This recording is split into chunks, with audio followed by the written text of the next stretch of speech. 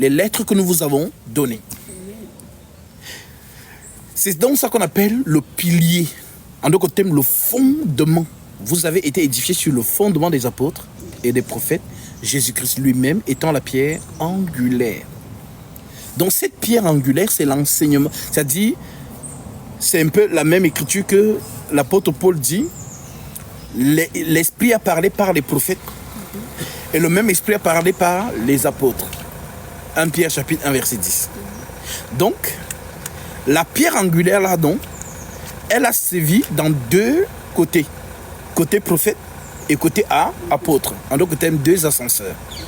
Dieu descend par les prophètes et Dieu remonte par les apôtres. Je ne sais pas si vous comprenez. Voilà.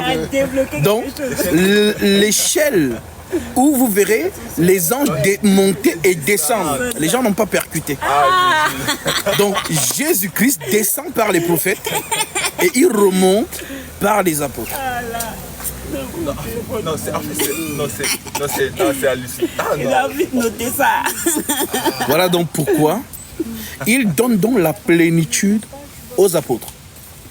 C'est le pourquoi lors de sa prière, il dit: je n'ai perdu aucun. Donc les apôtres choisis là, les gens pensent que Jésus les a choisis sur terre. Genre, toi, ta tête me plaît bien, viens sur moi. Toi, non. Toi, et pourtant, dans sa prière, il dit: je n'ai perdu aucun de ceux que tu m'as donné. Mais le même dans Jean 6 dit: n'est-ce pas moi qui vous ai choisi, vous les 12, et l'un parmi vous est un démon. Mais quand on vient lire la prière sacerdotale, il dit: je n'ai perdu aucun, Père, de ce que tu m'as donné. C'est-à-dire, lorsque Jésus s'adresse au trône, il s'adresse à la préscience divine. Mais la préscience divine, c'est ça qu'on appelle dans la prophétie. Ésaïe 19, Ésaïe 46, verset 9 à 10. Souvenez-vous de ce qui s'est passé dès les temps anciens, car je suis Dieu et il n'y en a point d'autre. Je suis Dieu et nul n'est semblable à moi. J'annonce dès le commencement ce qui doit arriver. Et longtemps d'avance ce qui n'est pas encore accompli. Je dis, mes arrêts subsisteront et j'exécuterai toute ma volonté. Donc la volonté, c'est ça donc qui sort de l'éternité. Et lorsque la volonté sort de l'éternité et pénètre la création, c'est donc ça qu'on appelle donc alpha, oméga. Dieu n'a pas de début, Dieu n'a pas de fin. Mais pourquoi l'Éternel dit dans Ésaïe 44, verset 6, ainsi parle l'Éternel, roi d'Israël et son rédempteur. Je suis le premier et je suis le dernier et hors moi, il n'y a point de Dieu. Donc, le premier et le dernier, ça veut dire commencement et fin. Aleph et oméga. Donc, Dieu commence, la prophétie commence et la prophétie finit. Donc, entre le commencement et la fin, c'est donc ça en Corinthiens 15 que Paul a écrit, que les gens, qui a troublé beaucoup de gens. Vous avez vu, Jésus lui-même va se prosterner devant le Père. Ah, regardez, Paul a dit, et lorsque toutes choses auront été soumises au Fils, le Fils lui-même se soumettra à celui qui lui a soumis toutes choses. Mais ils ont raté Ésaïe 55, exactement. Que je vais lire. Ma parole est exactement, c'est hallucinant. Je sors de ma bouche sans accomplir ce que vous connaissez. Ésaïe 55, c'est hallucinant. Verset 10. L'Écriture dit: comme la pluie et la neige descendent des cieux, ils n'y retournent pas sans avoir arrosé et fécondé la terre. La terre est une femme qui doit recevoir une semence. Et si elle reçoit la semence, elle germe. Donc, sans avoir arrosé, fécondé la terre et fait germer les plantes, sans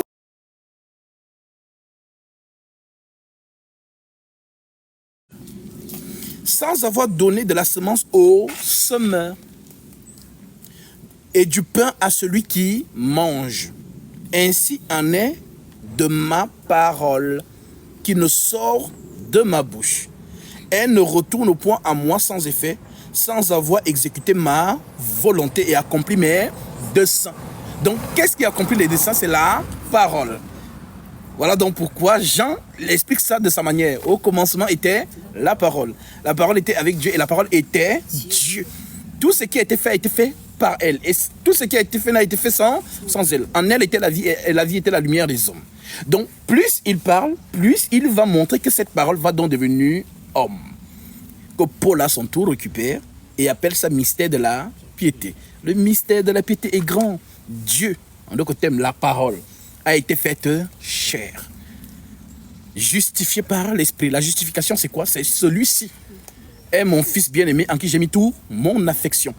Maintenant, l'amour de Dieu, c'est quoi? C'est la vérité.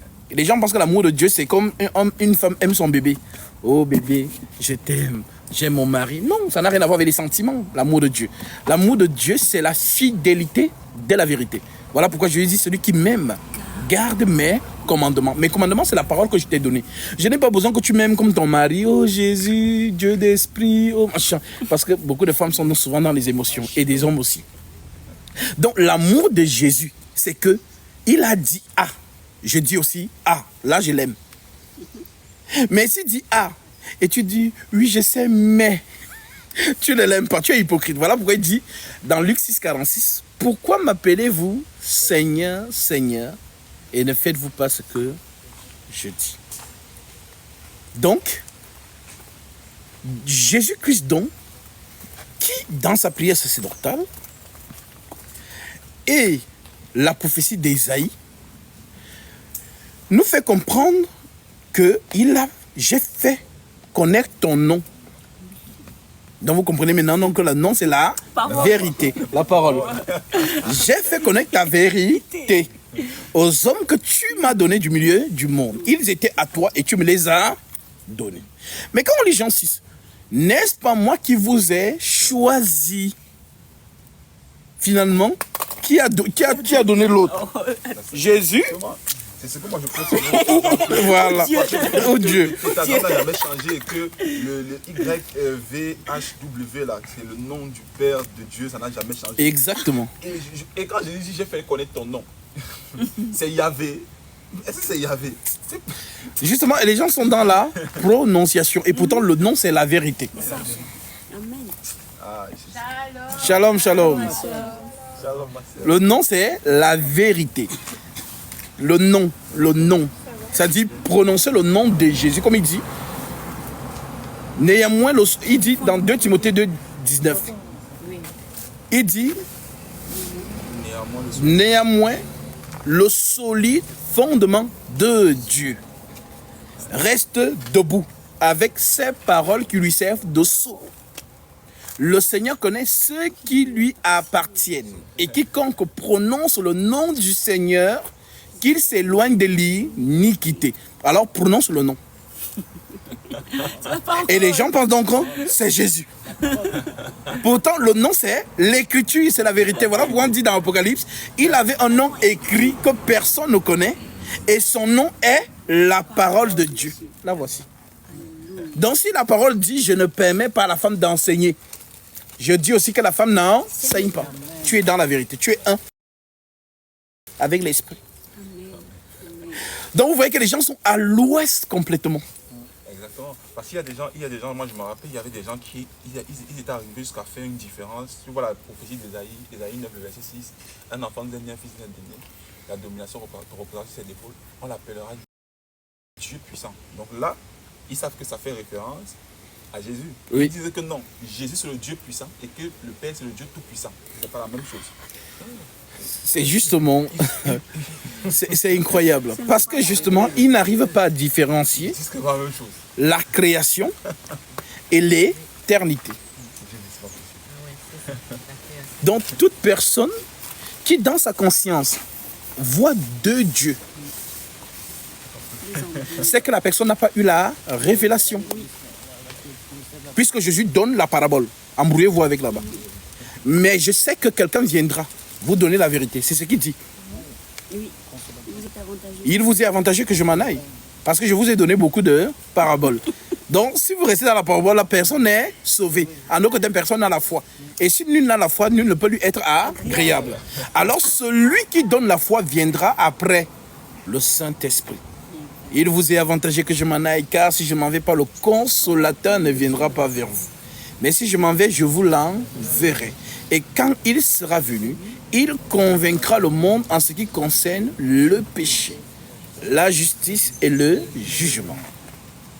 Donc, le Saint-Esprit vient donc donner la foi. Voilà donc pourquoi.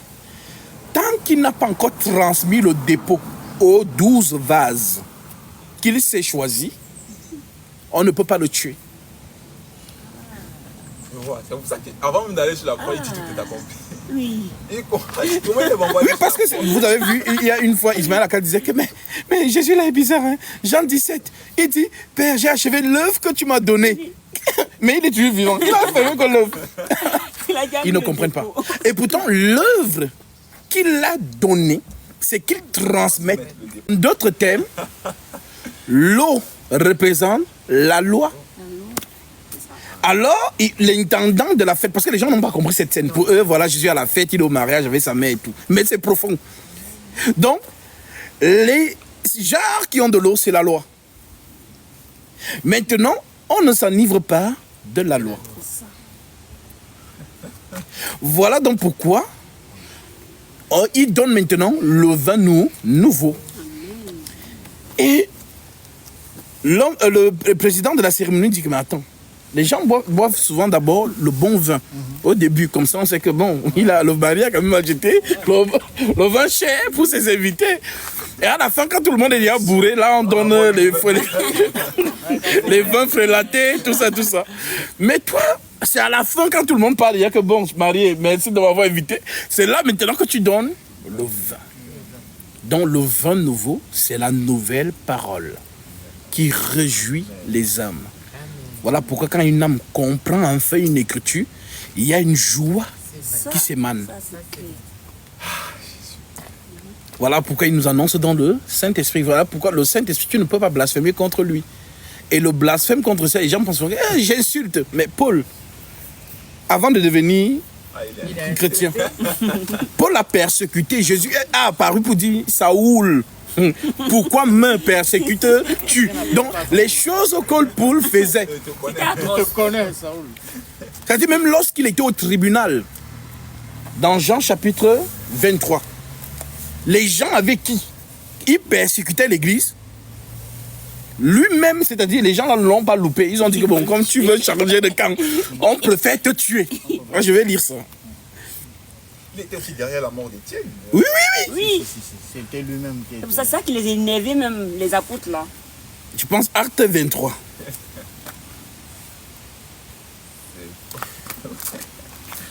Ah, vraiment.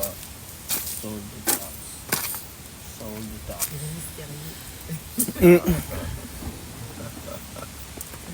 Vraiment, le Seigneur. Il te renvoie dans ton groupe. Il te renvoie dans ton groupe pour aller les Non, ça... Va. Non, c'est... Je prends le verset 1 de Acte 23. Donc, c'est que le Seigneur Jésus-Christ a vécu. Paul a vécu là, hein, parce qu'il a été le Seigneur Jésus-Christ a été jugé dans la cour du Sanhédrin. Donc devant les pharisiens, les souverains sacrificateurs et tout ça. Après, il a aussi comparu devant César. Maintenant, Paul va vivre là, même chez Shalom, mon frère. Alors, l'Écriture dit, Paul, les regards fixés sur le Sanhédrin, dit, homme frère, c'est en toute bonne conscience que je me suis conduit jusqu'à ce jour devant Dieu.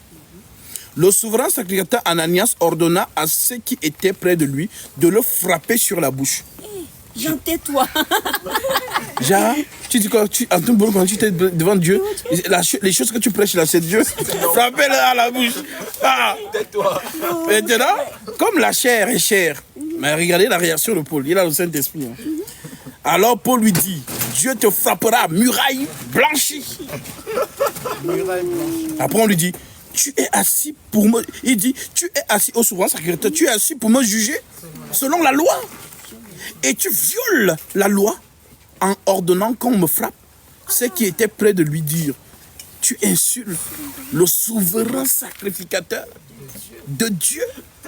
Et Paul dit, je ne savais pas, frère, que ce fut au souverain sacrificateur. Paul, ça dit, toi-même qui étais pharisien, ça dit, donc, je ne savais pas qu'il était souverain sacrificateur. Car il est écrit, tu ne parleras pas mal du chef de ton peuple. Donc, il donnait l'écriture. Non. Paul, sachant qu'une partie de l'assemblée était composée de Sadducéens et l'autre des pharisiens, ça veut dire que les deux ne s'entendent pas. Mais pour tuer Paul, on s'entend. C'est ce que Ponce Pilate et Hérode ont fait. Ah oui, c'est vrai. Voilà, tu vois un peu. Voilà. Maintenant, Paul s'écria dans le Saint des Grands, homme frère, je suis pharisien, fils de pharisien.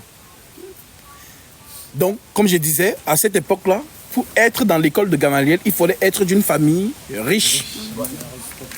Parce que ce n'est pas tout le monde qui ont donné les cours de la loi.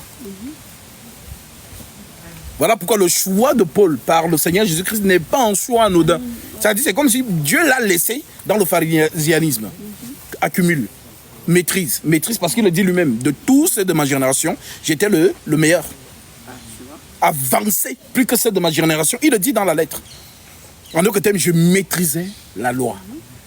Donc, le Seigneur l'a mis dedans pour qu'il maîtrise bien. Voilà pourquoi c'est lui qui nous a démystifié le sacerdoce.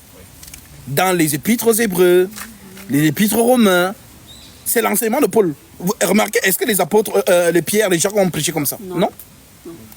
Paul, ça dit Genèse, Exode, Nombre, Deutéronome, Lévitique. Paul a synthétisé ça dans Hébreu.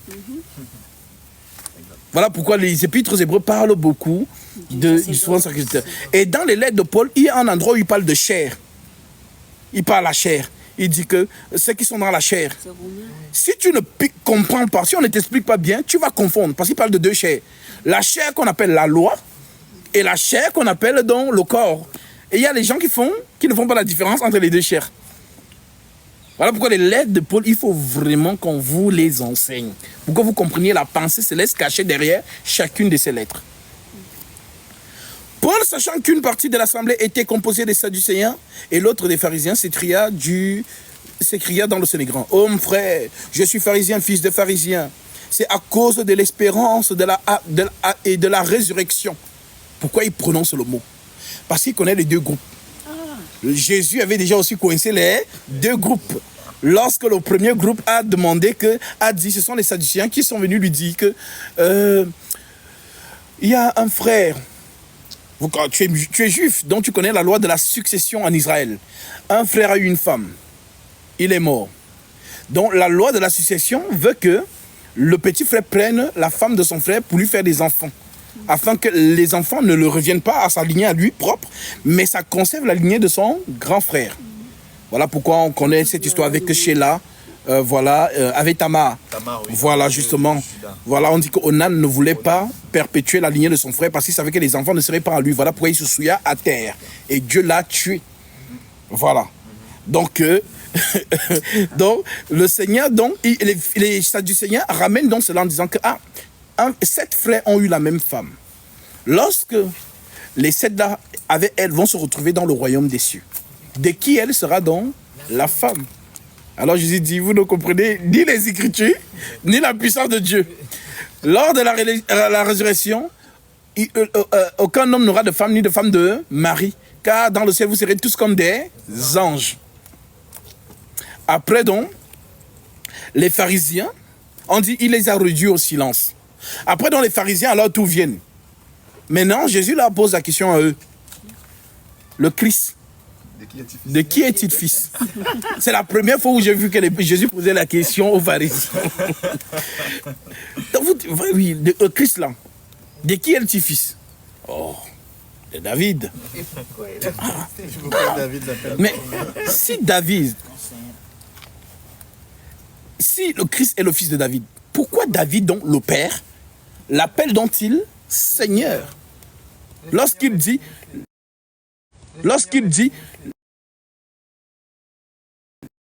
Lorsqu'il dit, le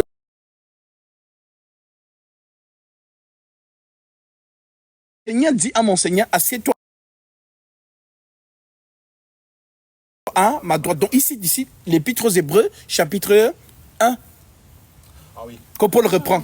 oui. Le Seigneur dit à ton Seigneur, assieds-toi à ma droite jusqu'à ce que je fasse de tes ennemis ton marche-pied. Donc Jésus cite cette écriture aux pharisiens. Et on dit, si David, David le Christ est le fils de David, pourquoi David l'appelle-t-il son père? On dit, nul ne peut lui répondre une question. Et personne n'osa plus lui poser des questions. Parce que s'il ne pose plus des questions, ça veut dire qu'ils ont capté. Non, ça, c'est que... Donc, Paul donc reprend ça à son tour pour cogner les têtes entre les Sadducéens et les pharisiens. Et il parle donc de la résurrection des morts. Parce que les Sadducéens ne croient pas aux esprits. Oui, ils ne croient pas aux anges. Ils ne croient pas à la résurrection des morts. Sauf que les pharisiens, eux, ils croyaient aux esprits et ils croyaient à la résurrection des morts. Ils croyaient aux anges aussi. Donc Paul prend dans cet élément pour faire cogner les têtes aux deux. Comme on dit, c'est à cause de l'espérance de la résurrection des morts que je suis mis en jugement. Quand il eut dit cela, il se leva une discussion entre les pharisiens et les sadducéens. Donc il les a cognés les têtes. Et l'assemblée se divisa. L'assemblée qui était unie, Paul lance la bombe et l'assemblée se divise. Non, Paul, franchement. Car les sadducéens disent qu'il n'y a point de résurrection des morts. Et qu'il n'existe ni ange ni esprit. Tandis que les pharisiens affirment les deux choses. Il y eut une grande clameur et quelques scribes du parti des pharisiens s'étant levés engagèrent un vif débat.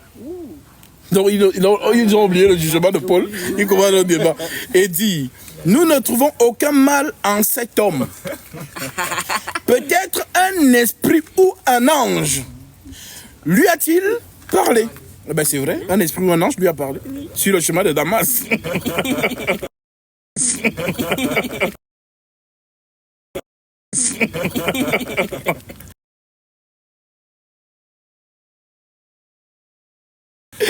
Comme la discorde allait croissant, le tribun, craignant que Paul ne fût mis en pièces par ces gens, fit descendre les soldats pour l'enlever du milieu d'eux et le conduire à la forteresse.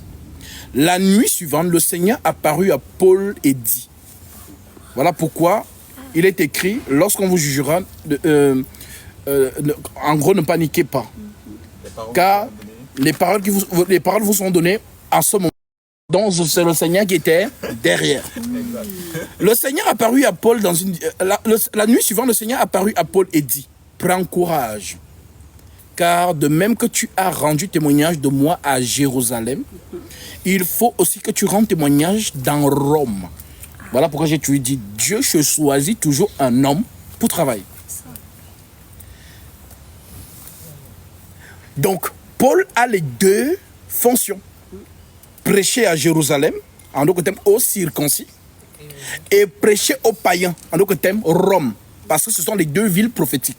Rome, la cité de César, et Jérusalem, la cité du grand roi.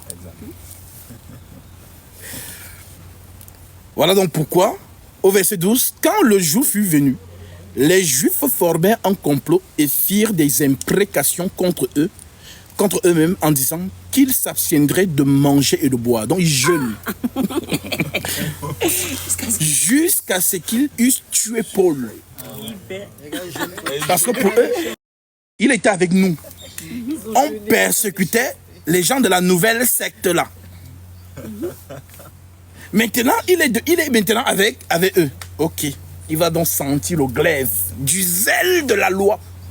Comme les musulmans que vous voyez aujourd'hui.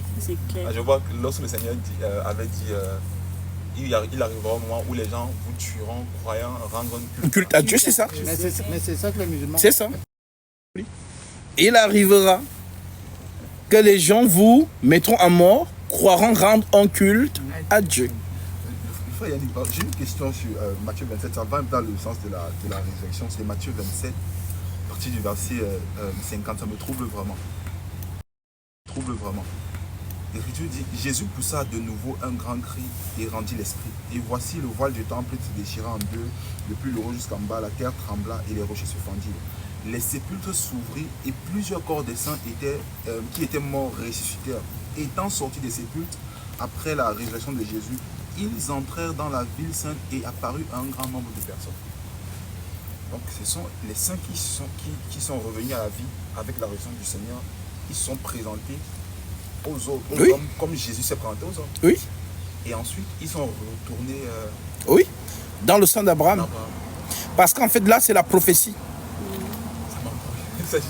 Non, c'est la prophétie. Parce qu'il y a des prophètes qui ont prophétisé sur la venue du Tout-Puissant dans le séjour des morts.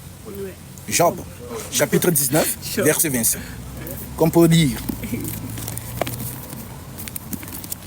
Parce que lui, il est sur terre pour justement accomplir les prophéties. Voilà, Job 19, Tu lis verset 25. verset 25. Oui. Tu lis où? Tu peux lire, vas-y. Quand ma peau sera détruite, il se lèvera. Quand je n'aurai plus de chair, je leverai et il me sera favorable. Mes yeux le verront et non ceux d'un autre. Mon âme languit d'attente au-dedans de moi.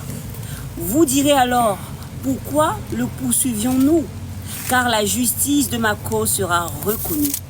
Craignez pour vous le glaive. Les châtiments par le glaive seront terribles. Et sachez qu'il y en a un jugement. Amen. Donc, la prophétie de Job, c'est-à-dire avant même qu'on arrive aux évangiles ou bien à la sainte doctrine, Job a déjà prophétisé.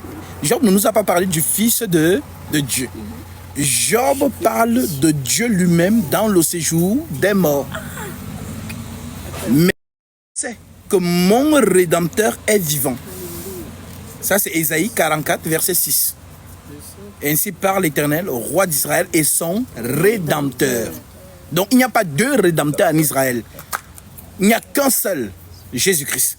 Donc, le Dieu qui ne donne pas de nom là, dans la loi, qui se cache dans les attributs, Adonai, El Gibor, El Shaddai, il y avait Jireh, il y avait Rapha, ange de l'Éternel, c'est Jésus-Christ. Amen. Voilà pourquoi ce nom va être révélé plus tard. Alors, mais je sais que mon Rédempteur est vivant et qu'il se lèvera le dernier sur la terre. Et Paul parlait de ça. À la dernière trompette. Parce qu'il y a des gens qui pensent souvent que la trompette, c'est... Il y aura vraiment une trompette. Pourtant, la trompette, c'est la parole. La trompette, c'est la parole. Alléluia. La prédication de la croix attire les élus au pied de la croix. Je vois. Lorsqu'il parle aussi d'un son distinct, ça me rappelle. Voilà. Ah non, c'est pas possible, l'apôtre. Ah oui. Ben, je sais que mon Rédempteur est vivant et qu'il se lèvera le dernier sur la terre. Quand ma peau sera détruite, il se lève et je le verrai. Quand je n'aurai plus de chair, je verrai Dieu. Donc dans le séjour des morts. Voilà donc pourquoi que le Seigneur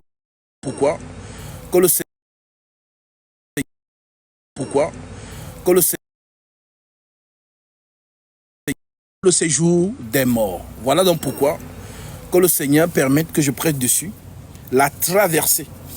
Ce qu'on appelle mort dans le langage spirituel. Parce qu'un mort ne peut pas réveiller les morts. C'est ce que les anges ont dit. Pourquoi cherchez-vous un vivant parmi les morts? Donc il faut que, comme le mort Job et tous les prophètes que la mort a retenus, voilà pourquoi on dit, tant que le sang de Dieu n'avait pas coulé, la mort avait raison sur eux, car tous ont péché et gloire, De Dieu. selon quelle écriture? Romains chapitre 5 verset 12.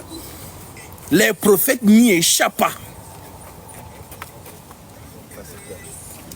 Prenons un peu ça parce que c'est important. Parce que les gens pensent que non, hein, tout, en fait, le péché, Paul, hein, que Dieu le bénisse, parce que il était vraiment dans une autre dimension. C'est normal que les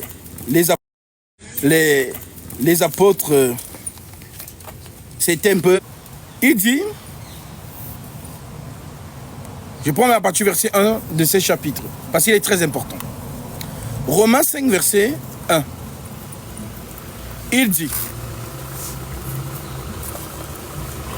étant donc justifiés par la foi, nous avons la paix avec Dieu par notre Seigneur Jésus-Christ, à qui nous devons d'avoir eu par la foi accès à cette grâce, dans laquelle nous demeurons fermes. Et nous nous glorifions dans l'espérance de la gloire de Dieu. Bien plus, nous nous glorifions même des afflictions, sachant que l'affliction produit l'espérance, la persévérance. La persévérance, la victoire. Dans l'épreuve, et cette victoire, l'espérance. Or, l'espérance ne trompe point, parce que l'amour de Dieu est répandu sur nos cœurs par le Saint-Esprit qui nous a été donné. Car lorsque nous étions encore sans force, Christ, au temps marqué, est mort pour les impies. À peine mourrait-on pour un juste. Quelqu'un peut-être mourrait-il pour un homme de bien? Mais Dieu prouve son amour envers nous en ce que lorsque nous étions encore des pécheurs, Christ est mort pour nous. À plus forte raison donc maintenant que nous sommes justifiés par son sang. Donc l'affaire de sang est primordiale.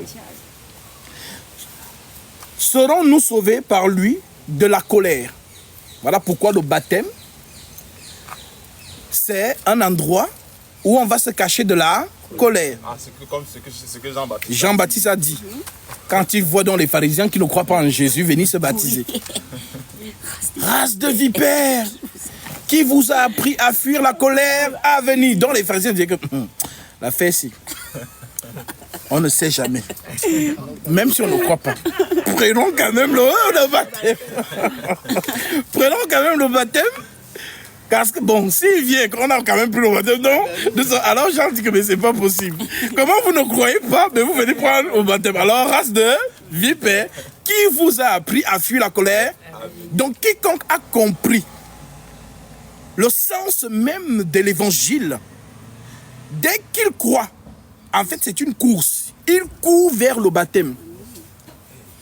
Parce que la colère, en fait, dans le langage de Paul, il appelle colère. Dans le langage de Dieu, il appelle déluge. Parce que les déluges, les gens pensent à l'eau. Pourtant, le déluge représente l'exterminateur qui n'a pitié de personne. Parce qu'au temps de Noé, il y avait les femmes enceintes, il y avait les bébés. Voilà pourquoi quand les musulmans veulent choquer les petits chrétiens qui ne maîtrisent rien là. Voilà, les gens disent, ah, quel est ce Dieu qui tue un bébé à l'année pas comme ça. Donc il te prend par les émotions. Tu dis, ah. C'est pas possible. Comme tu restes comme ça, tu es coincé. Pourtant, ces choses, on dit Dieu parle tantôt d'une manière, tantôt d'une autre, mais l'on y prend point garde. Donc, ce qu'on appelle, c'est qu'il a envoyé en Égypte. Et il a demandé aux enfants d'Israël de mettre le signe sur la porte, dont le sang, c'est un message. Et c'est ce que les enfants d'Israël ont fait. Maintenant, il parle par Noé. Maintenant, le signe, c'est maintenant l'arche. Donc l'arche, c'est le sang. Dans lequel, si tu es dedans, la colère de Dieu ne te voit pas. Voilà pourquoi il est écrit, il n'y a plus de condamnation pour ceux qui sont en Jésus-Christ, c'est le sang. Exactement. Moi, ce qui m'a marqué dans l'écriture, c'est que c'est la main de Dieu qui ferme. Exactement. Oui, parce qu'il n'y aura... Donc il laisse le temps de la grâce. Le temps de la grâce, c'est le temps que on prêche la sainte doctrine de l'évangile. Venez entrer. Dès que le sang, parce que le sang doit sécher. Le lion est en colère, il rôde, il veut sortir. Parce qu'il a vu Étienne lapidé. Voilà pourquoi Étienne, lorsqu'il est lapidé, on dit, l'écriture de Nombre 6, avec laquelle je vous bénis souvent, lorsque Dieu dit, tu diras au souverain sacrificateur, c'est ainsi qu'ils béniront les enfants d'Israël. Que ta face, que le Seigneur fasse luire sa face sur toi. Donc Étienne, donc étant lapidé, on dit son visage resplendit comme celui d'un ange. Mais il ne savait pas que, en fait, la lumière sur le visage d'Étienne, c'est Jésus-Christ. Donc son regard est direct. Alors il dit donc, j'ai vu le Fils de l'homme debout à la droite. Alors les gens disent, donc Dieu était assis comme je suis assis là. Jésus s'est levé. Jésus s'est levé. Tonton spirituel. La droite, c'est la colère. Donc, Étienne voit Jésus-Christ dans la fureur. À moi la vengeance, à moi la rétribution. Voilà pourquoi le dernier qui doit se lever, c'est l'archange Michael. Lui, c'est la terreur des démons. Vous voyez comment les gens ont peur des démons. Les démons ont donc peur de l'archange Michael. Parce que lui, c'est le vengeur. On a tué Abel, on a tué Jésus. Mais lui, on ne le tue pas. C'est lui qui venge Michael, qui venge Jésus et Abel, qui ne sont que la même personne. Dieu parle 3 fois. La prophétie a 3 tempos, je vous ai enseigné ça. Je suis celui qui est, qui était et qui vient. Je suis le Dieu d'Abraham, d'Isaac et de Jacob. Je cherche les démons aujourd'hui et demain, et le 3e, j'aurai terminé. 3 tempos. Donc Abel, Dieu nous parle de Jésus. Abel le juste. Jésus, le juste. Donc, 3 temps. Passé, présent, futur. Alors, dans le passé, c'est lui Abel. Les musulmans vous disent souvent que qui est le premier à voir le nom El dans la Torah? C'est Ishmaël. Toto spirituel, non, c'est pas Ishmaël. C'est Abel. C'est Abel. Donc Abel le juste. Voilà donc pourquoi lorsqu'on reprend cet enseignement dans les épîtres apostoliques, vous allez voir notamment dans 1 Jean chapitre 2, où Jean dit, ils ont suivi la voie de Caïn et la voie de Corée. Donc Caïn, Corée, on représente ici la rébellion. Et je vous enseigne que la rébellion, c'est ce qu'on appelle donc iniquité. Se rebeller contre la parole de Dieu. Voilà pourquoi Jésus dit à cela. Beaucoup me diront, Seigneur, n'avons-nous pas chassé les démons en ton nom? N'avons-nous pas prophétisé par ton nom? N'avons-nous pas fait des miracles par ton nom? Et Jésus dit, je leur dirai ouvertement, je ne vous ai jamais connu. Retirez-vous de moi, vous qui commettez l'iniquité, la rébellion. Ça veut dire que l'écriture, vous ne la respectez pas, mais vous dites que vous parlez de Jésus. C'est donc ça qu'on appelle la rébellion. Iniquité, rébellion, infidélité, c'est la même chose. Alors, le Seigneur,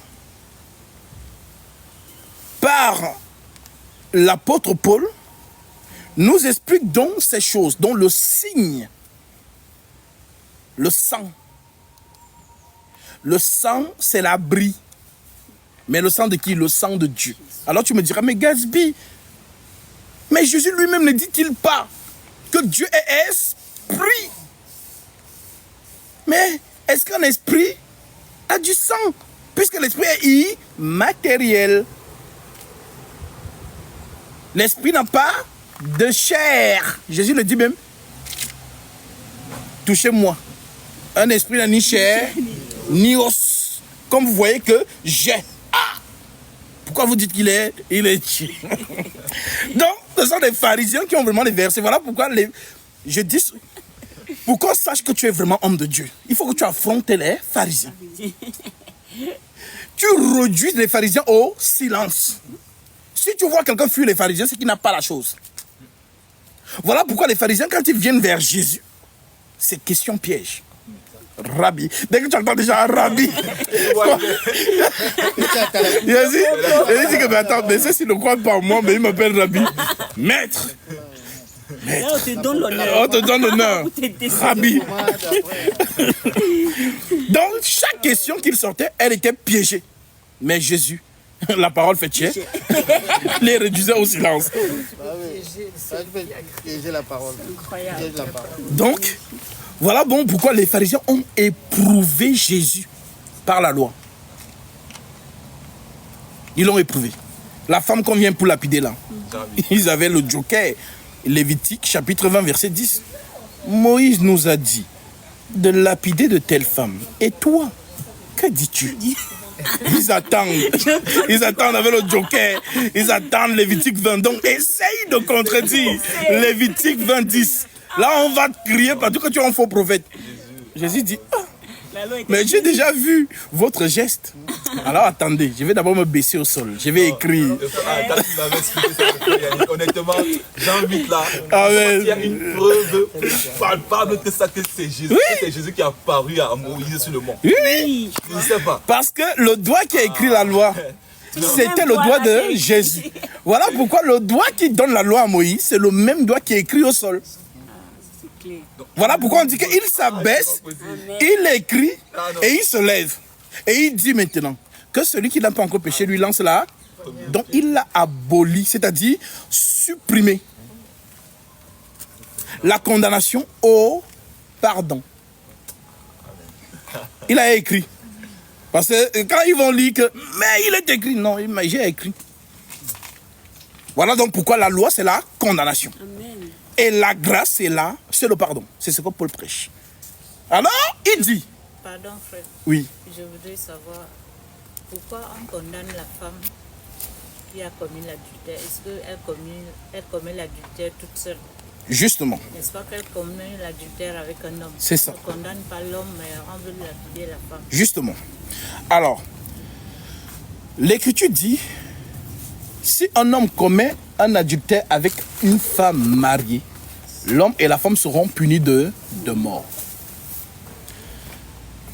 Lévitique 20 le dit également.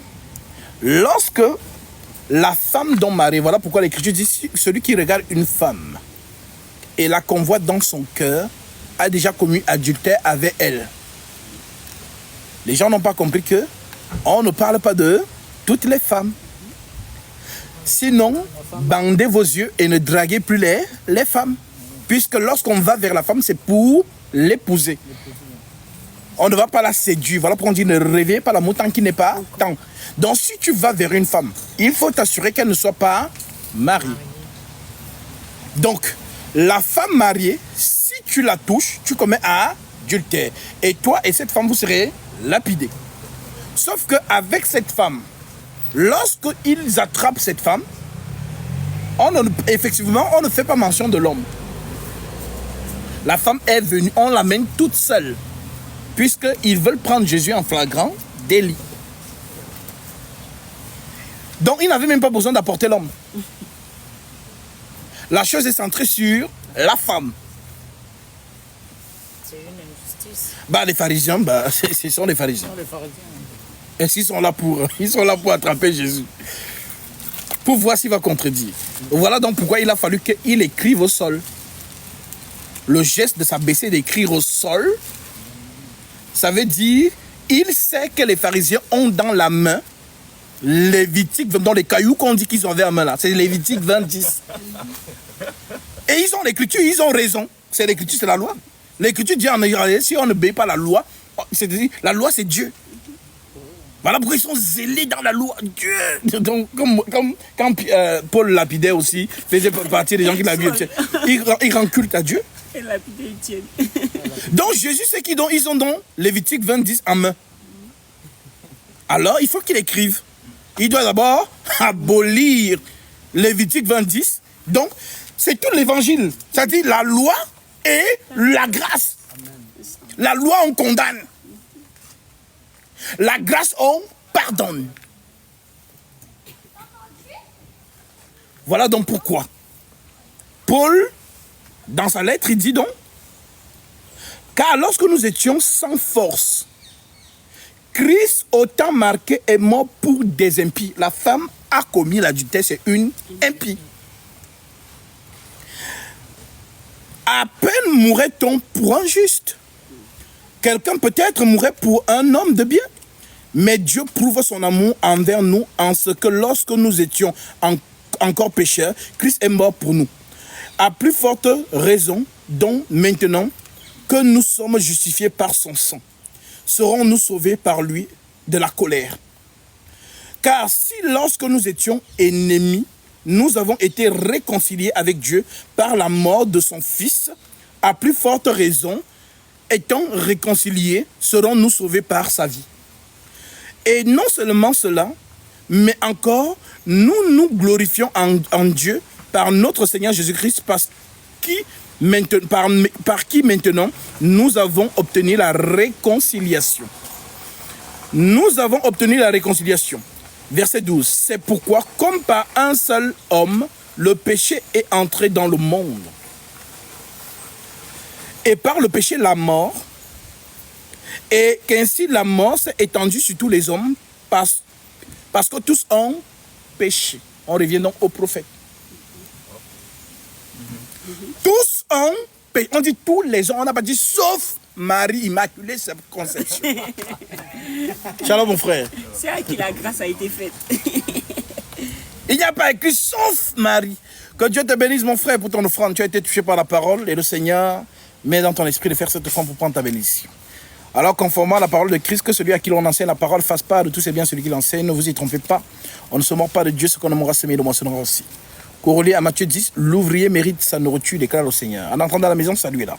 Si la maison en est digne, que votre Père vienne sur elle. Et si la maison n'en est pas digne, que votre Père retourne avec vous. Tu en es digne, car ce que tu as donné, je vais manger. Comme les 3 hommes ont mangé chez Abraham et la bénédiction est entrée dans sa demeure. Alors que par cette offrande, le Seigneur t'accorde ce que ton cœur désire, lui qui connaît tes prières et tes doléances et qui déverse en toi ses dons spirituels. Au nom de Jésus-Christ, mon frère, sois abondamment béni. Shalom. Voilà, à cause de ces offrandes, on est jaloux de moi. Est-ce que même la personne qui a fait l'offrande, est-ce que je lui ai dit faire l'offrande? C'est la vérité qui touche l'esprit de la personne. Et elle est tellement dans la joie là où elle fait l'offrande. Mais je n'ai pas la bague. Vous avez dit que c'est la bague qui fait que les gens donnent les offrandes. On peut être jaloux comme ça. C'est la grâce de Dieu. Comme on dit en Côte d'Ivoire, c'est Dieu donné. Voilà, la vérité touche les âmes.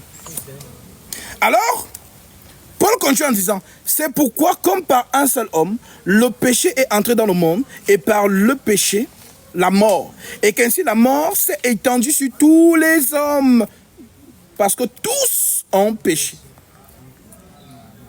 Il n'y a pas écrit, sauf Marie, immaculée, conception. Ça, c'est l'invention du démon du Vatican. Car jusqu'à la loi, le péché était dans le monde. Or, le péché n'est pas imputé quand il n'y a point de loi. Le péché n'est pas imputé quand il y a un point de loi. Cependant, la mort a régné depuis Adam jusqu'à Moïse, même sur ceux qui n'avaient pas péché par une transgression semblable à celle de Adam.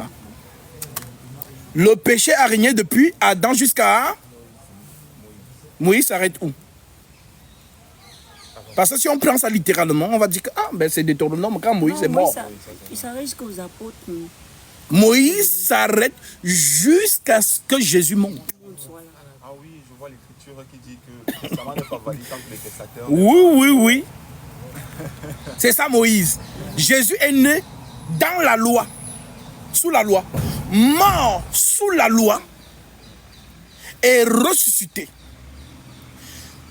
Celui qui descend après là, c'est lui dont lui qu'on appelle la grâce. Donc c'est lui qui vient donc ôter la mort de la terre. Voilà pourquoi lorsque lui il prêche, si tu crois, tu es sauvé. La foi vient de ce qu'on entend vient de la parole de Christ. Donc tant que Christ ne descend pas, il n'y a pas de salut. Jésus est mort. Il faut quelqu'un qui justifie. C'est ce qu'on appelle la justification. Alors que thème, le souverain sacrificateur qui entre dans le lieu très saint. Le peuple est dehors dans la peur. Voilà pourquoi lorsque Jésus entre, les apôtres fuient. Chacun se cache dans son trou. Pourquoi? Parce qu'il panique. Leur leader est mort. On frappera le berger et le troupeau se dispersera. Alors chacun se cache. Vous ne vous remarquez que, remarquez avant le Saint-Esprit et après.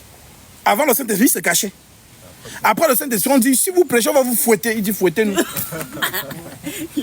Comme s'ils sont dotés d'un esprit, ils n'ont plus peur de la mort. Et l'Apocalypse rend ce témoignage en disant, ils n'ont pas craint la vie jusqu'à la mort. Parce que l'esprit en toi, là, c'est le zèle. C'est-à-dire, tu ne vis plus pour toi, ce n'est plus toi qui vis. C'est Christ qui vit en toi. Ce n'est pas un slogan. C'est une réalité.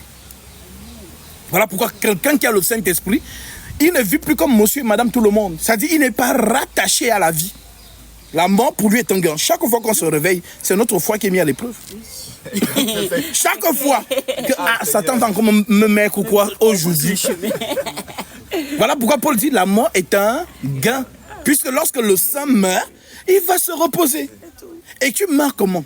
En gardant la foi. J'ai combattu le bon combat de la foi. J'ai achevé la course. J'ai gardé la. Maintenant la couronne de justice mes réserves. C'est ainsi en fait. Donc ce qui fait en sorte que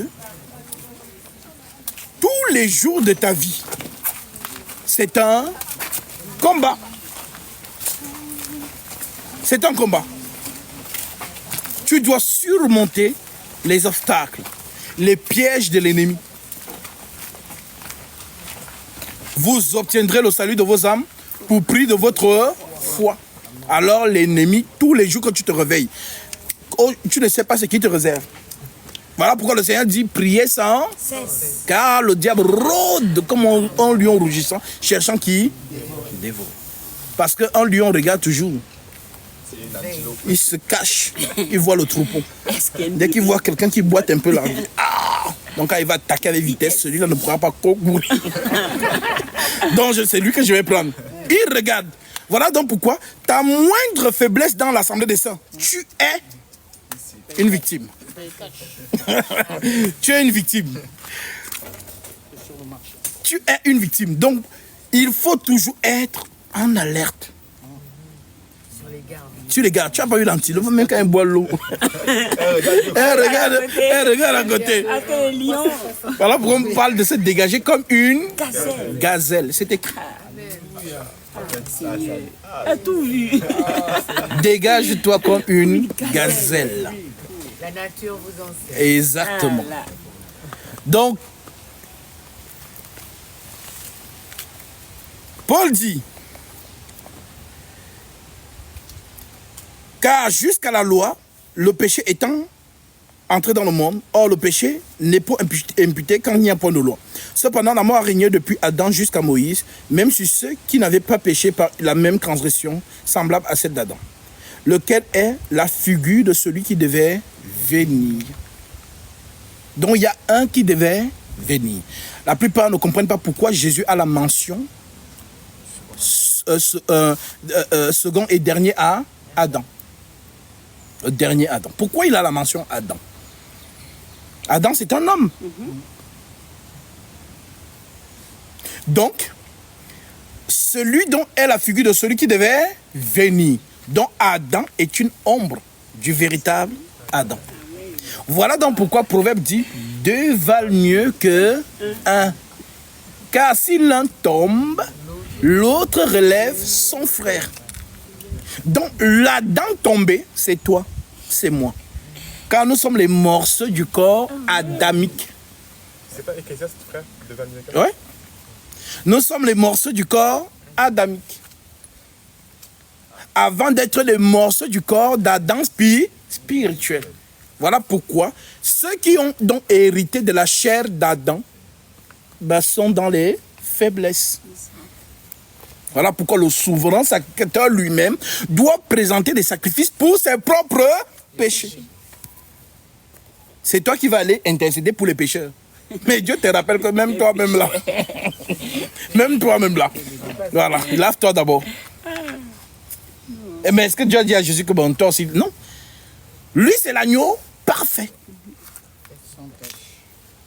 Mais le souverain sacrificateur de la loi, un pécheur qui intercède pour les pécheurs. Voilà pourquoi il doit se sentir. Paul le dit, on va lire ça après.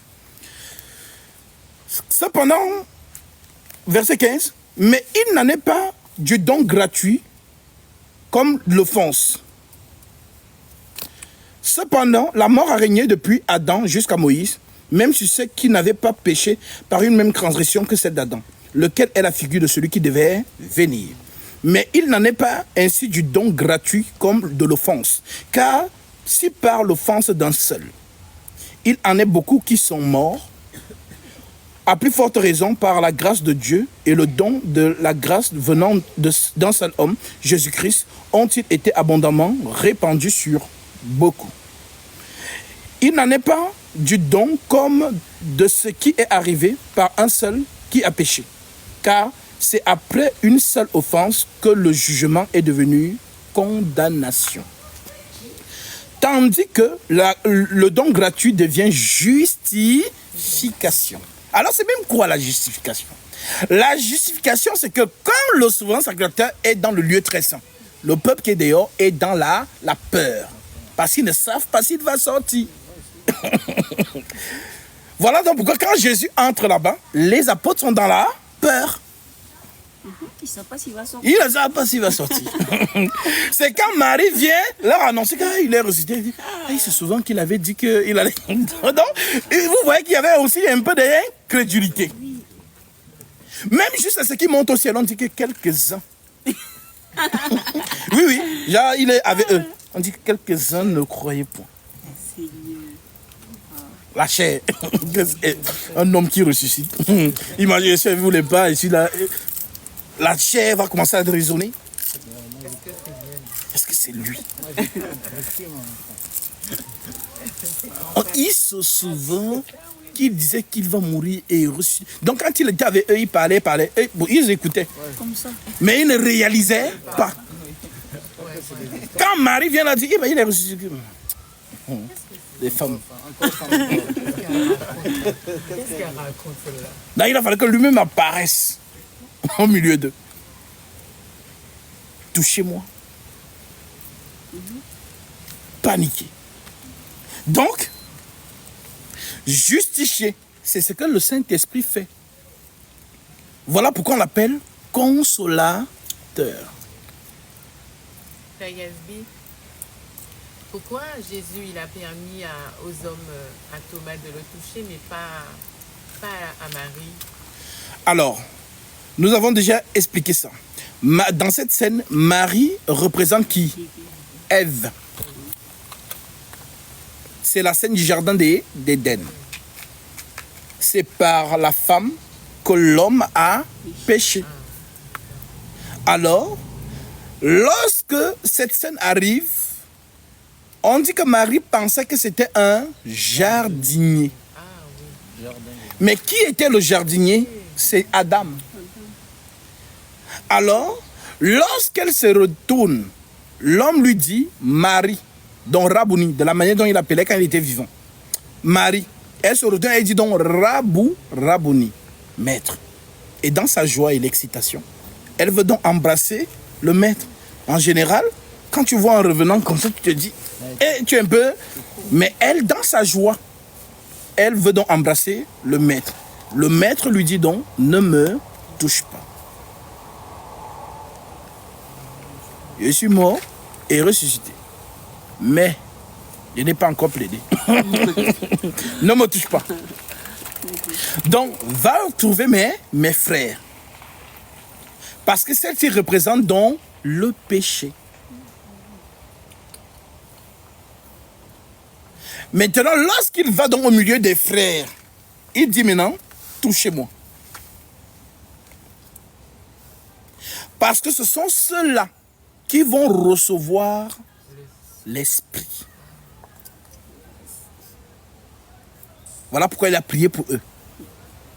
Jean 17, verset 19 à 20. Je me sanctifie moi-même pour eux, afin qu'eux aussi soient sanctifiés par la vérité. Et ce n'est pas pour eux seulement que je prie, mais encore pour tous ceux qui croiront en moi par leur parole. Donc tu ne peux pas croire au vrai Jésus-Christ sans l'enseignement apostolique. C'est pas possible. C'est pas possible. Tu as cru à un autre Jésus. Il y a plusieurs Jésus. Il y a le Jésus du Vatican, le Jésus des Pentecôtistes, le Jésus des Mormons, le Jésus des témoins de Jéhovah, des Anglicans, des protestants, de la Kabbale, tout ça. Le Vatican, chaque 27 décembre, lui devient tout bébé. On la couche chaque 27 décembre. Effectivement. Voilà donc pourquoi les 12 là, parce qu'ils étaient, il y a Judas Iscariote qui justement n'était plus. Ils sont restés 11. Maintenant, il fallait qu'un autre soit à Jésus-Christ. C'est-à-dire, il laisse un trou. Le trou montre que l'esprit ne peut pas descendre. Car Pierre, inspiré du Seigneur, dit quoi? Il faut que parmi tous ceux qui nous ont accompagnés depuis Jean jusqu'à sa montée, il y en ait un et non une qui nous soit associé à ce ministère. Lorsqu'on introduit donc Matthias, le feu descend. Et les 12 là, lorsqu'ils commencent donc à propager la parole, c'est là où les âmes donc sont touchées et confessent donc de prendre le baptême. Les trois choses: repentance, prendre son baptême pour le pardon de ses péchés et recevoir le 3 témoignages. Repentez-vous et que chacun de vous soit baptisé au nom de Christ pour le pardon de vos péchés. Parce qu'il y a des gens qui pensent qu'ils prennent le baptême, c'est un formulaire. Non. Le baptême montre que tu as cru et tu viens donc prendre ton pardon de tes péchés. Il n'en est pas du don comme ce qui est arrivé par un seul qui a péché. Car c'est après une seule offense que le jugement est devenu condamnation. Tandis que le don gratuit devient justification après plusieurs offenses. Donc justifié, ce qui te justifie, c'est l'enseignement. Comment auront-ils la foi? Lis-nous ça. Romains chapitre 10, verset 14, il me semble bien. Comment on a la vraie foi, pas la foi que je me réveille. À partir d'aujourd'hui, je crois en Jésus. Ça, c'est une foi que dès qu'une petite tribulation va venir, elle va abandonner, il va abandonner. Mais la vraie foi que Christ donne, c'est celle-ci. Romains 10, verset 14.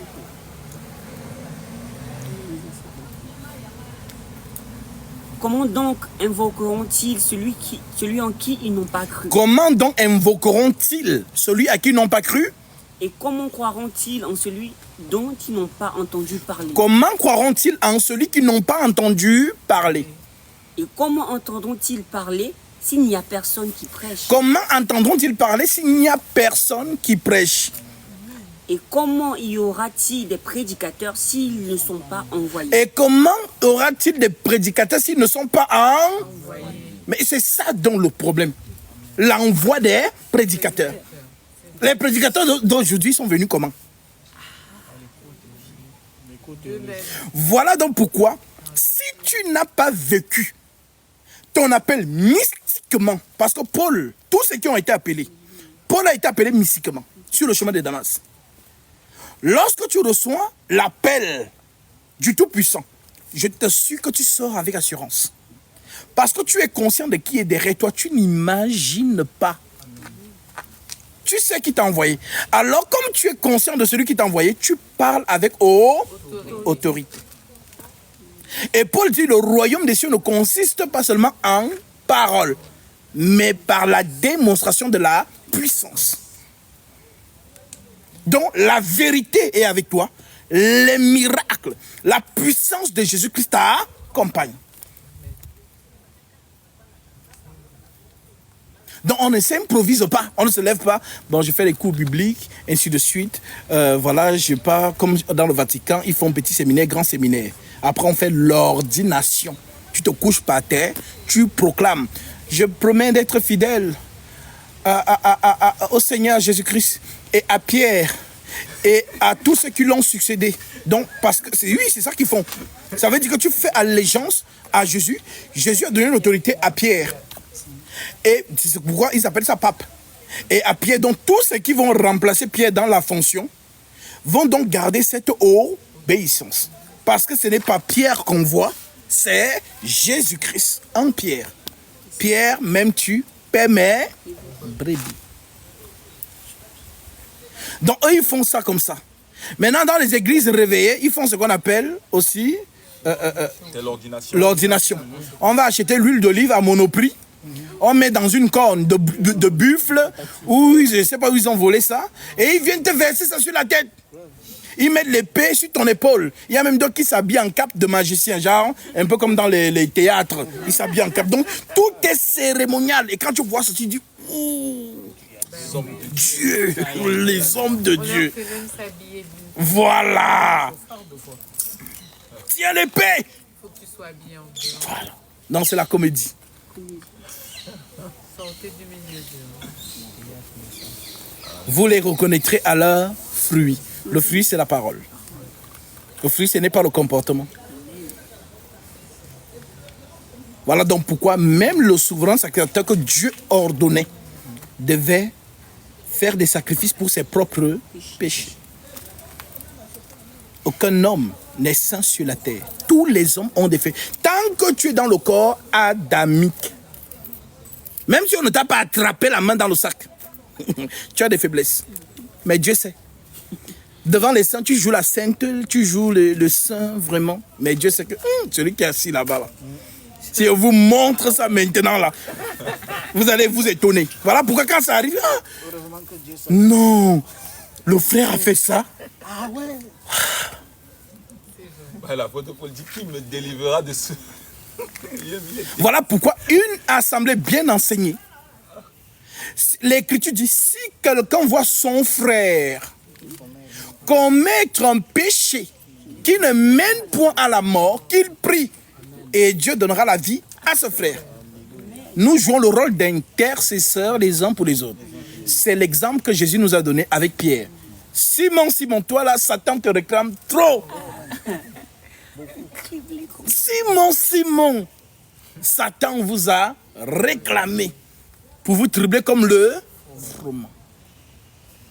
Mais moi, j'ai prié pour toi, afin que ta foi ne défaille pas. Donc Satan peut faire tout ce qu'il veut, mais que ta foi soit inébranlable, puisque ce qu'il lui veut, c'est que ta foi chute.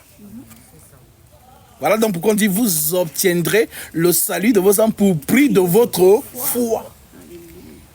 C'est la foi qui est visée. Donc, voilà pourquoi dans cette vocation, si tu tombes, relève-toi. Confesse ton péché. Car l'Église, c'est le corps du Christ. L'Écriture dit, confessez-vous les uns les autres. Il n'y a pas que vraiment Jésus, non. Jésus a déjà fait sa part. La croix, c'est le grand pardon. Donc, lorsqu'on est dans l'église, c'est qu'on a déjà cru qu'on est pardonné. Maintenant, dans la marche, les membres du corps de Christ. Voilà pourquoi vous voyez que Dieu montre le visage des fils de la rébellion et des fils de Satan. Ça veut dire que lorsque toi, tu viens confesser ton péché, lui prend ça pour brandir. Il prend ça pour se moquer. Donc, lorsque un frère donc voit que, mais pourquoi le frère a témoigné? Pourquoi prendre ça pour se moquer? Peut-être je me retiens de confesser. Pourquoi? Parce qu'il constate que c'est comme si l'assemblée n'est pas mature. Il chuchote. Tu as vu le frère, lui, il fait comme trop. En plus, c'est lui qui chante beaucoup. Hein. Il est venu, il m'a dit que, vraiment, ne dis à personne, il était dit à toi seulement. Quelque part. Il te dit, mais ne dis à personne. L'autre, c'est ce qu'on appelle donc murmurer. Et Dieu déteste la médisance, le murmure. La maturité dans l'assemblée. Je suis Jésus pour mon frère. Je suis le gardien de mon frère. Caïn lui l'a dit, suis-je le gardien de mon frère? Lui-même l'a déjà dit qu'il n'était pas de notre. Caïn a dit ça à Dieu. Suis-je le gardien de mon frère? Moi, je suis gardien de mon frère. Nous sommes les écailles du crocodile encrelacées les unes des autres afin que le froid n'entre pas. Car si une écaille est écorchée, le crocodile aura froid. Job. nous formons un maillon dur, fort et solide. Afin que si on sent un vent contraire,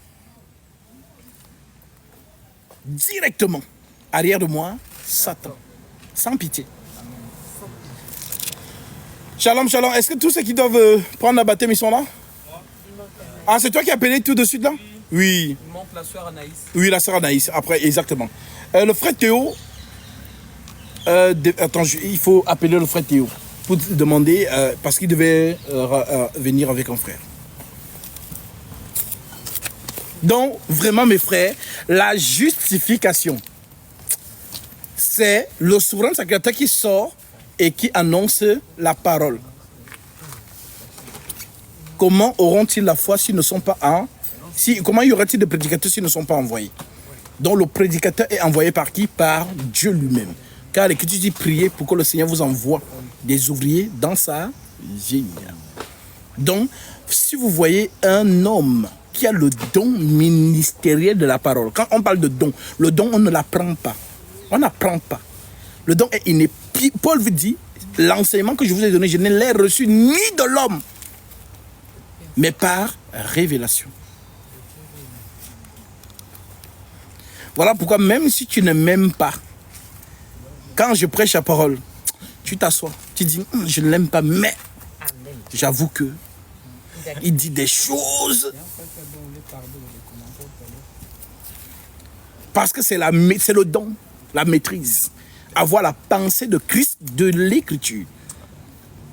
L'homme animal ne connaît pas les choses, ne comprend pas les choses de l'Esprit de Dieu, car elles sont une folie pour lui. Il ne peut les comprendre parce que c'est spirituellement qu'on en juge. L'homme spirituel, au contraire, juge de tout et n'est lui-même jugé par personne. Car qui a connu la pensée du Christ pour l'instruire? Or, nous avons la pensée de Christ.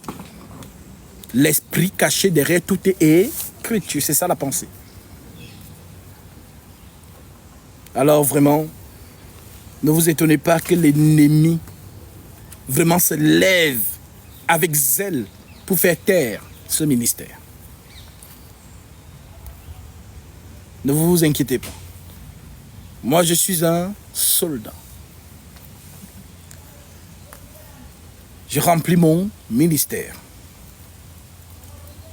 jusqu'aux limites où le Tout-Puissant m'a donné. Et vous aussi restez fermes et fondés. Car vous êtes le sceau de mon apostolat. Les gens ont dit que l'apôtre n'était pas apôtre. Il le dit lui-même. Si pour d'autres, je ne suis pas rien. Il dit non, toi tu prêches du faux. Tu dis que la résurrection. D'ailleurs, même la résurrection est déjà arrivée. 2 Timothée chapitre 2. Je vais lire ça. Parce que les gens pensent que non, les apôtres avaient l'unanimité. Non, il y avait les faux frères qui disaient oh non, toi là, de toute manière, toi-même tu n'es pas apôtre. 2 Timothée chapitre 2, verset 15.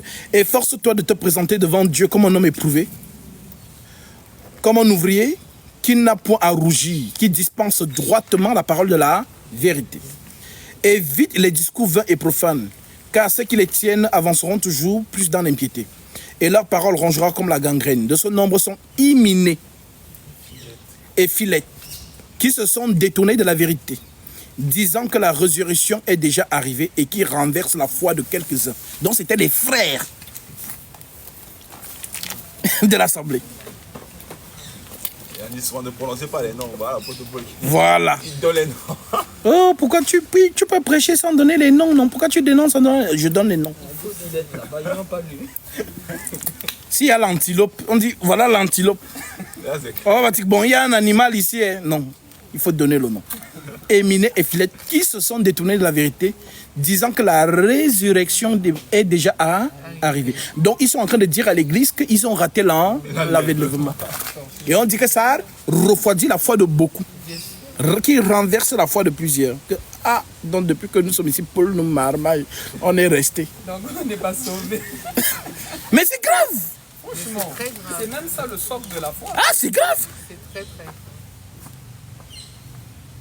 De ce nombre sont Hyménée et Philette qui se sont détournés de la vérité, disant que la résurrection est déjà arrivée et qui renverse la foi de quelques-uns. Maintenant, qu'est-ce que Paul dit à la suite de ça? Néanmoins, malgré qu'ils ont dit ça, malgré qu'ils ont menti, néanmoins, le solide fondement de Dieu reste debout avec ses paroles qui lui servent de sceau. Le Seigneur connaît ceux qui lui appartiennent et quiconque prenant au nom du Seigneur qui s'éloigne de l'iniquité. En d'autres termes, les vrais disciples restent fondés. Alors, soyez vigilants. Nous nous sommes arrêtés au verset 18. Ainsi donc, comme par une seule offense, la condamnation a atteint tous les hommes. Donc même le bébé qui vient de naître à l'instant où je suis en train de parler, il est né condamné. Comme on a demandé à Marcelo Tounassi, ah, si un bébé meurt, qu'est-ce qu'il va? Il part au ciel. Ah oui, les bébés, ils partent au ciel. Ah, le bébé, il n'a rien fait, il part au ciel. C'est la chair, c'est l'émotion. Quand tu regardes le bébé, il est innocent. Ah, Dieu, il n'a rien fait. Mais l'Écriture vous dit que le péché, c'est la condamnation adamique. Le corps que tu nais avec, c'est ce qu'on appelle péché. Voilà pourquoi il faut que ce corps fût détruit. C'est ce qu'on appelle vieil homme. Donc Jésus ne pouvait pas sortir de cette lignée. Quand les gens vous disent que oh, immaculée conception, que non, Marie était sans péché. Qui a dit ça? C'est écrit où? Tous ont péché et sont privés de la gloire de Dieu. Donc Dieu ne peut pas venir de la lignée des pécheurs. Voilà donc pourquoi il se façonne son corps. Parce que la logique veut que si une femme tombe enceinte, il faut un mari. Il faut un homme, une semence biologique. C'est ce que les Juifs disent. Jésus n'est pas de la lignée de Judas. Pourquoi? Parce que ce n'est pas le sperme à proprement dit d'un fils de Judas qui est entré dans Marie. C'est ce que les Juifs disent, que c'est un faux messie. Mais ils n'ont pas compris que le Christ, c'est l'esprit. Il ne peut pas venir d'une lignée adamique, c'est la lignée pécheresse. Au contraire, on dit le premier homme tiré de la terre est terrestre. Le second est du ciel. Donc, l'homme du ciel, donc, c'est deux voyages. Nous quittons de la dame terrestre à la dame céleste. Voilà pourquoi Paul dit, de même que nous avons revêti le corps terrestre, nous revêtirons aussi le corps céleste. Et Jésus le dit autrement à Nicodème, quand il vient, le docteur de la loi. Jésus lui dit, si un homme ne naît nouveau, il ne peut entrer dans le royaume. Si un homme ne naît de nouveau, il ne peut entrer dans le royaume de Dieu. Nicodème dit, mais ce que tu me prêches là, nous on n'a pas appris ça. Comment ça un homme peut naître de nouveau quand il est vieux? Peut-il encore entrer dans le sein de sa mère et renaître? Voilà ce que le docteur de la loi a entendu. Mais Jésus lui dit, ce qui est né de la chair est... Donc ce qui est Adam et Adam. Ce sont les deux mères dont voilà. Les gens ont dit que moi je travaille ici sur la terre pour avoir une duplex, ça va. Ce qui est né de la chair est chair. Ce qui est né de l'esprit est esprit.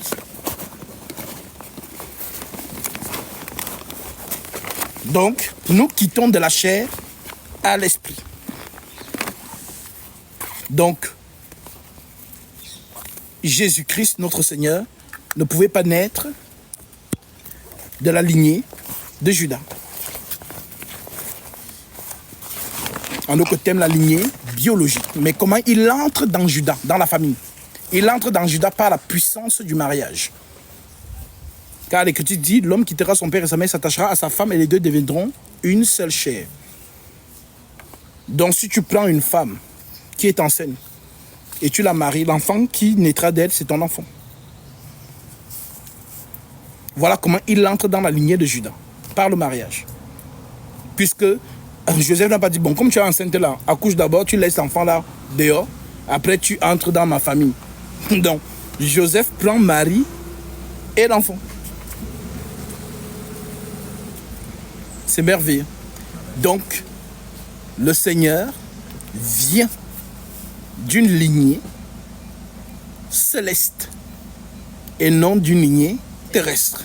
Nous sur la terre, nous sommes pécheurs. Lui vient du ciel pour ôter le péché du monde. Donc voilà l'enseignement de l'apôtre Paul.